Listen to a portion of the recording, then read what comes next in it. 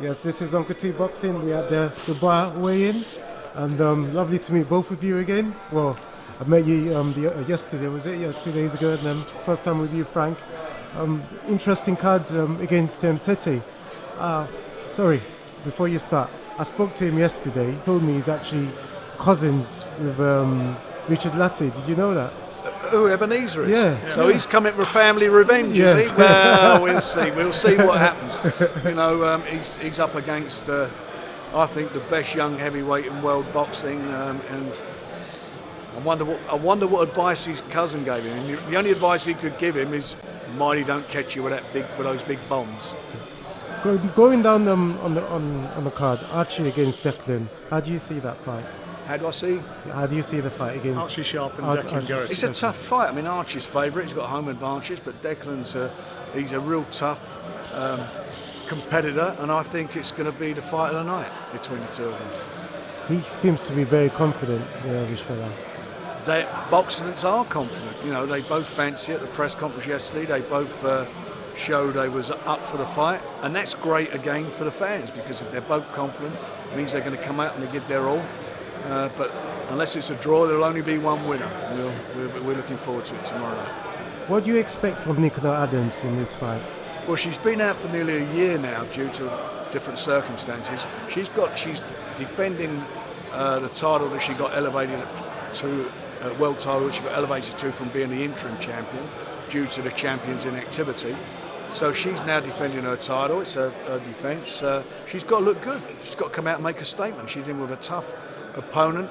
This Mexican girl was it 2 or 3 times she's fought for world? This is a fourth world title. She's all those fights. She's gone the distance, and one of them was a split. Her last one was a split decision in world title fight. So she could be a tough competitor for her.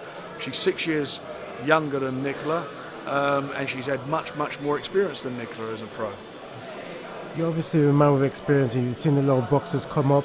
What would you describe to me what you see so far of Dennis McCann, the Gypsy Kid? Look, he came into the pros off a 17 knockout winning streak. He's exciting. We know he can punch. The amateurs can tell you that from the defeats that he's had. But he can box. Very lucid, very clever, and I think he's got a great future ahead of him, provided he sticks to working hard in the gym, listening to Alan Smith, his trainer and mentor, and he's got a very bright future. He's an exciting little fighter.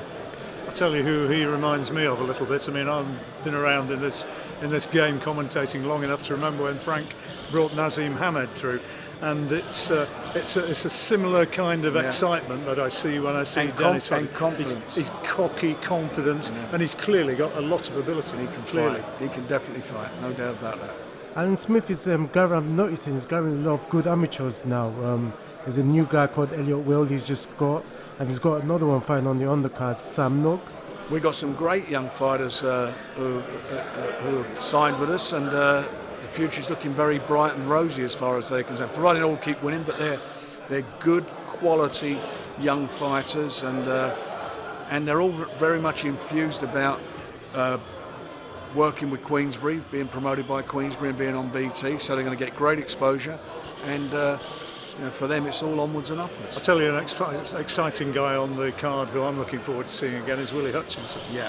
You know, he really he's does moved look up the to now business light heavyweight, and him and Buatsi will be a great fight down the line. Yeah, big time. Could we expect to have more fights at the Royal? How about her? Royal. Yeah, I mean, we did one subject to the venue being available. We did one in April, as John just said, and we got some more dates lined up there. So we won't get one in before Christmas, but we're going to do. We're hoping to do at least 3 there next year. It's a fantastic venue. I mean, the thing about the Albert Hall, not a bad seat. Obviously, absolutely, it's got the amazing history. So many great fighters have fought there over the years. You know, world title fights, fantastic boxing occasions. And as Frank says, you know, because it's virtually in the round, there isn't a bad seat there. It holds 5,000 or thereabouts. Yeah, 5,000. And the atmosphere is phenomenal. Yeah. And Tyson Fury, how is he?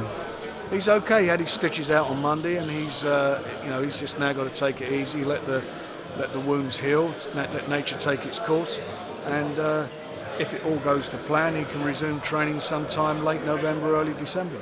Can you still see the fight happening in February? Well, we'll see what happens with Deontay Wilder and Ortiz. They're fighting in November. If he comes through it, we'll see. But no one's going to know anything till we see how the cut is in 6-7 weeks' time.